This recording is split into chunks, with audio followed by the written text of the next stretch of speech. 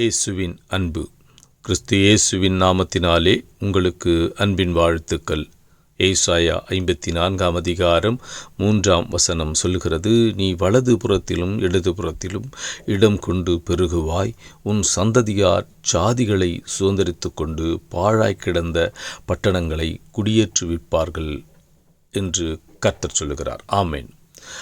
இதோ, ஒருவேளை நீங்கள் இதுவரை உங்களுக்கான ஒரு சொந்த இடம் இல்லை, வீடு இல்லை என்று கர்த்தரிடத்தில் மன்றாடி இருக்கலாம். ஆண்டவரே, நான் இப்படியே இருந்து விடுமா? என் வாழ்க்கை, என் சந்ததி, என் பிள்ளைகளும் இது வாடகை வீட்டிலேயே மற்றவர்களிடத்திலேயே இருக்க நேரிடுமோ?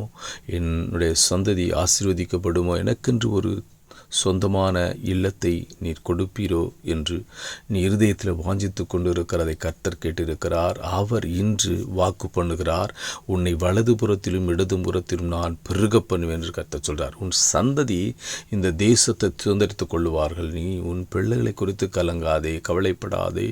நான் அவர்களை இந்த தேசத்தின் ஆண்டவரே அநேக ஜனங்களை சுதந்திரித்து கொண்டு அவர்களை ஆட்கொள்ளும்படியாகவும் அவர்களுக்கு இளைப்பாறுதலை தரும்படியாகவும் உன் பிள்ளைகளை நான் உயர்த்துவேன் என்று கர்த்தர் சொல்லுகிறார். பாழாய் கிடக்கிற, வெறுமையாய் கிடக்கிற அநேக இடங்களை அவர்கள் எடுத்து கட்டி அந்த இடத்தை விசாலமாய் மாற்றுவார்கள், அதிலே குடியேறுவார்கள்.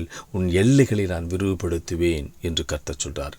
கர்த்தர் உன் சந்தை கொண்டு பெரிய காரியங்களை செய்வேன், உன் சந்ததி ஆசீர்வதிக்கப்பட்டு இருக்கும் என்று கர்த்தர் என்று வாக்கு பண்ணுகிறார். அவர் அப்படியே செய்து நிறைவேற்றுவார்.